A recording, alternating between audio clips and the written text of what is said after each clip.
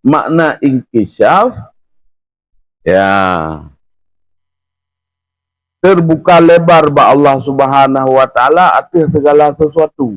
Hana yang pada ba Allah Subhanahu wa taala. Hana yang pada bata.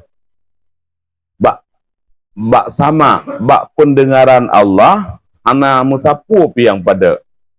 Menan pula bak basar, bak amati atau bak penglihatan Allah Subhanahu wa taala, hana sapu pi yang pada.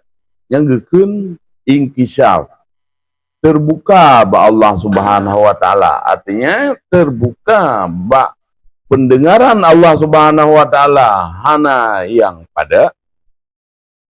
Dan terbuka bak penglihatan Allah Subhanahu wa taala segala yang hana yang pada. Yang mana inkishaf. Itunya tu hana pada. Kalau waktu segala maujud.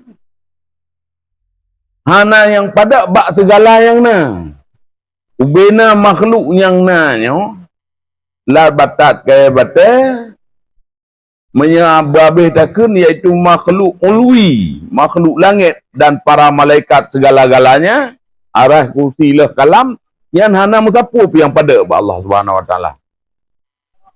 Yang lam makhluk ulwi, makhluk langit.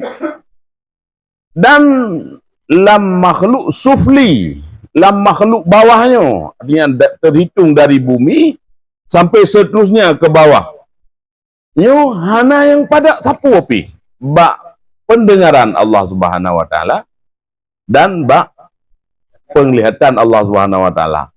Baik pun tesam bak 7 lapis langit ataupun bak 7 lapis bumi miyup gede, tesam bak gedanya hana ada pada dengan pula lain bak Allah Subhanahu wa taala wajib dayakini hana yang pada bagaian.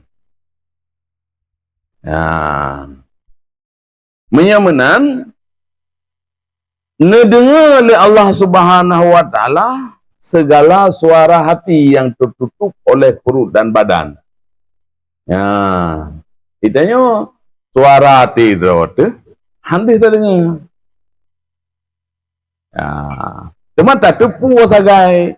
Ya, ya, lintasan hati kita isah hati kita atau khatir dalam bahasa kita.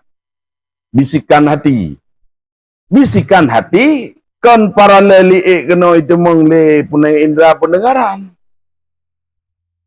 Bijikan menan karena bisikan hatinya atau khatir gekun hana lewat gelombang suara, maka itu mengle indera pendengaran kita. Bisikan hatinya hana musuh sabab alat pendengaran yang nabak katanya baru didengar berlewat gelombang suara dan benar suara bak gelombang suara. Baru itu mendeteksi le indera pendengaran bak katanya.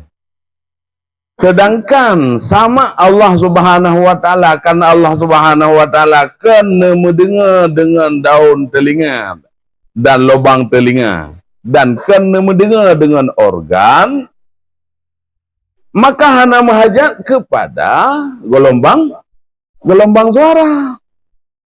Nyan ban mengekun inkishaf Allah Subhanahu wa taala, terbuka dalam pendengaran Allah Subhanahu wa taala.